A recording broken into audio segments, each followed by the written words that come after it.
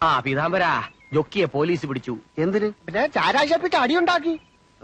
അവനിനി കുടിക്കുകയില്ലെന്ന് എനിക്ക് വാക്കെന്നാണല്ലോ. വാക്കല്ലേ മാറ്റാൻ പറ്റൂ പീതാംബര. അത് ഇതൊന്നും സംസാരിച്ചിരിക്കാൻ നേരമില്ല. വേഗം അവനെ ജാമ്യത്തിൽ ഇറക്കണം. കുവൈറ്റിൽ നിന്ന് വിളി വരുന്ന എപ്പോഴാന്നറിയില്ല.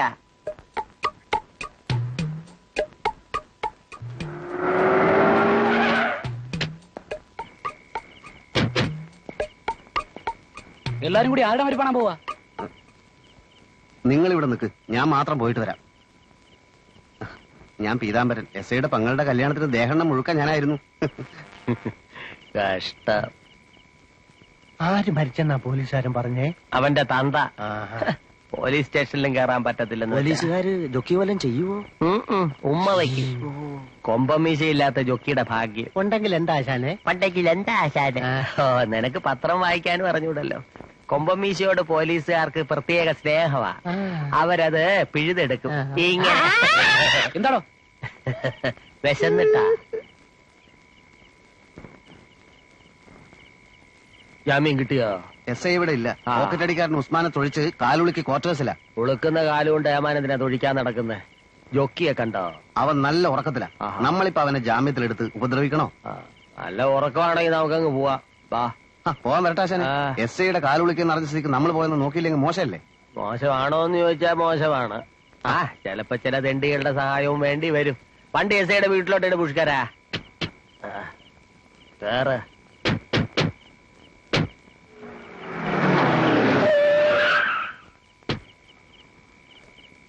പീതാംബര, എല്ലാവരെയും കൂടി കണ്ട് ജംബോ ജമാലിന്റെ മറ്റേ കാലും കൂടി ഉളുക്കണ്ട. പീതാംബരം മാത്രം പോയാ മതി.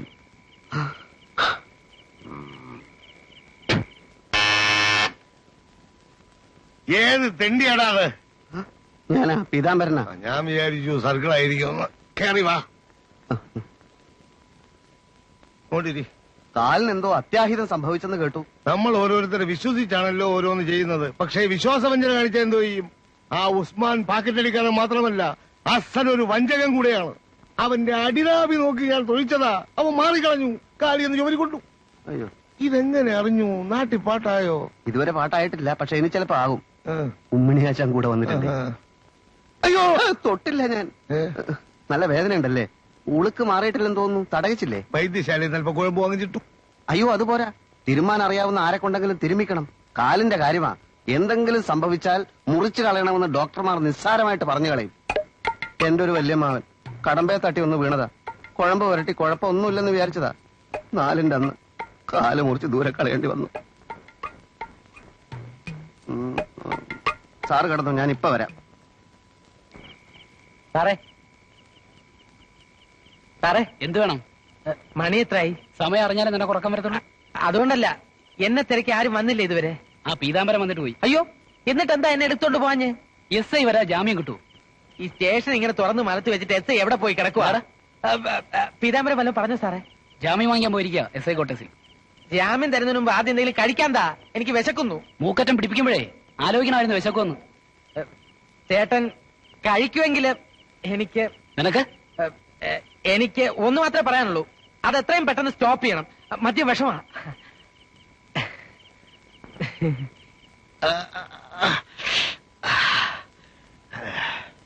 ഇപ്പൊ എങ്ങനെയുണ്ട്? കാലനക്കാൻ പറ്റുന്നില്ല. സന്ധിബന്ധങ്ങളൊക്കെ ഉടച്ചു തിരുമിയതല്ലേ, ശകലം വേദന കാണും. നമ്മുടെ കിട്ടം കണിയാന്റെ ഇരട്ടപ്പറ്റ മോനാണ് ബാലൻ. വികലാംഗര വരെ ഇവൻ തടവി നേരെയാക്കിയിട്ടുണ്ട്. പീതാംബരൻ സമയത്ത് വന്നത് നന്നായി. ജോക്കി കാണിച്ചത് തെറ്റാ. ചാരായ ഷാപ്പിൽ കുടിച്ച് തല്ലുണ്ടാക്കുക എന്നൊക്കെ പറഞ്ഞാൽ നിയമവിരുദ്ധാണ്. പക്ഷെ അവനകത്തായത് കൊണ്ടാണല്ലോ ഞാൻ സ്റ്റേഷനിൽ വരാൻ ഇടയായതും സാറിന് സുഖമില്ലെന്ന് അറിയാൻ പറ്റിയതും. അതൊരു കണക്കിന് നന്നായി. താൻ ആരുടെ കാര്യമായി പറയുന്നത്? യുദ്ധം പേടിച്ച് കുവൈറ്റിൽ നിന്ന് വന്ന ജോക്കി അവനെ ജാമ്യത്തിലെടുക്കാൻ വന്നപ്പോഴാണല്ലോ സാറിന്റെ കാലുളിക്ക് വിവരം ഞാൻ അറിയുന്നത്. ജാമ്യം വേണം. അട്ടെ, സ്റ്റേഷനിൽ വേറെ പ്രതികൾ ആരെങ്കിലും ഉണ്ടോ? സെല്ലിൽ ജോക്കിയെ മാത്രമേ കണ്ടുള്ളൂ. എന്നാ നാളെ വേറെ ആരെങ്കിലും ഒരുത്തരം പിടിച്ച് അകത്താക്കിയിട്ട് ഇവന് ജാമ്യം കൊടുക്കാം. സ്റ്റേഷൻ ആവുമ്പോ ഒരു പ്രതി എങ്കിലും അകത്തില്ലെങ്കിൽ എരണക്കേടല്ലയോടോ. എന്നുടെ പണി പിടിച്ചിടുവാൻ മുഹൂർത്തവും വന്നടുത്തിതു നന്ദനന്ദനം കണ്ടില്ലല്ലോ. ഭാഗ്യഹീനന്മാർ നാരീ ജനത്തിൻ മുമ്പെനിക്ക് യോഗ്യമായി വന്നു പാർത്ത. ചേട്ടൻ വരുന്നുണ്ട്. ആ, ഇപ്പൊ ആരും ഒന്നും മിണ്ടണ്ട. അത്താഴം കൊണ്ട് കഴിയട്ടെ. നീ ഒന്ന് ചോറ് വിളമ്പി. യോഗ്യമായി വന്നു പാർത്താലെന്നു തോന്നിയിടുന്നിതു.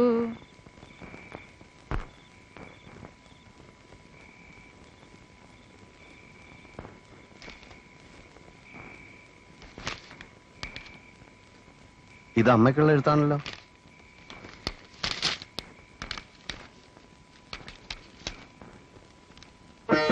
അച്യുതൻ നായർ സുഗണൻ നായർക്ക് വേണ്ടി താങ്കളുടെ വസ്തുവിന്മേൽ അനുവദിച്ച വായ്പ തിരിച്ചടക്കുന്നതിലേക്ക് സമർപ്പിച്ചിരുന്ന കേസിൽ ബാങ്കിന് അനുകൂലമായ വിധി കോടതിയിൽ നിന്ന് ലഭിച്ചിരിക്കുകയാണ്.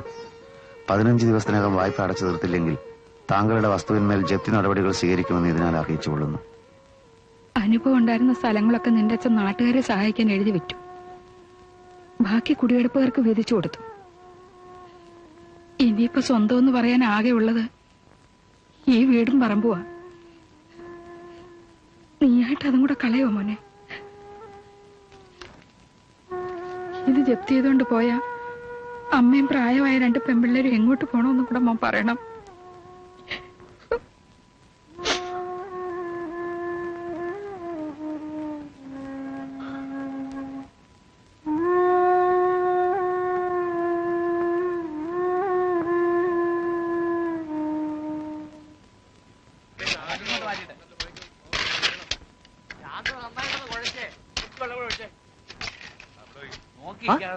പീതാംബരനോ?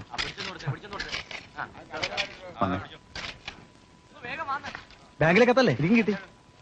15 ദിവസത്തിനകം രൂപ അടച്ചില്ലെങ്കിൽ ജപ്തി ചെയ്യും. കോടതിയിൽ നിന്ന് വിധി പകർപ്പ് ബാങ്കിൽ കിട്ടിയിട്ടുണ്ട്. ഇനി അവർ കാത്തിരിക്കില്ല. എക്സിക്യൂഷൻ പെറ്റീഷൻ ഫയൽ ചെയ്ത് ജപ്തി നടപടി ആയി വരുമ്പം എങ്ങനെയും 3-4 മാസം എടുക്കും. അതിനും പഠിച്ചാ പോരെ. എങ്ങനെ അടയ്ക്കും? ഈ വീടിന്റെ പണി പഠിക്കാം. ഈ പണി നഷ്ടത്തിലായാലോ? അങ്ങനെ വരത്തില്ല. ആദ്യത്തെ 1-2 പണിക്ക് പരിചയക്കുറവുകൊണ്ട് നഷ്ടം പറ്റിയെന്ന് വെച്ച് ഇത് ഒരിക്കലും അങ്ങനെ വരത്തില്ല. കിട്ടുന്ന കാശ് അങ്ങനെ തന്നെ ബാങ്കിൽ അടയ്ക്കാം. 6 മാസത്തിനുള്ളിൽ എടുത്തുതരാമെന്ന് അമ്മയോട് പറഞ്ഞ ആധാരം നിനക്ക് പണയം വെക്കാൻ തന്നത്. വർഷം 4 കഴിഞ്ഞു. കേസായി, വിധിയായി.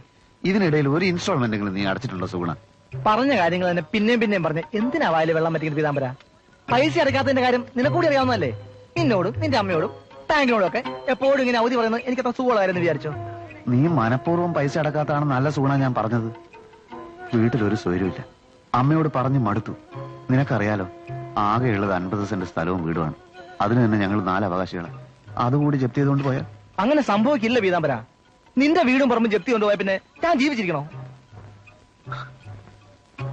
നിന്റെ ജോലി നടക്കട്ടെ.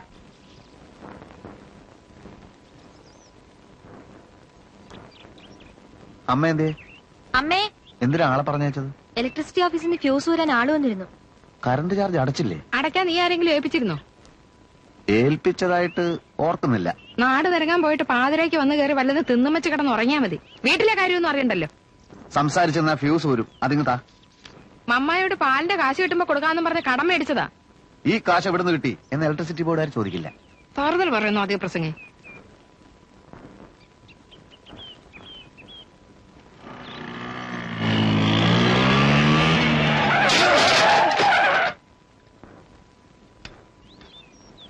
എന്താണ് സൂക്ഷിച്ചു ഓടിക്കൂടെ? എവിടെ നോക്കിയാണ് ഓടിക്കുന്നത്? ഞാൻ റോഡിൽ നോക്കി തന്നെ ഓടിച്ചത്. എന്നിട്ടാണ് ഓടിച്ചത്? ഇയാള് വട്ടം ചാടിയാന്ന്. പട്ടം ചാടി ഇടിക്കണോ? ഞാൻ സൈഡ് നോക്കിയാ സാറേ ഓടിച്ചത്. ബ്രേക്ക് ഔട്ടിലേക്ക് കാണായിരുന്നു. അയാളുടെ പണി തീർന്നേനെ.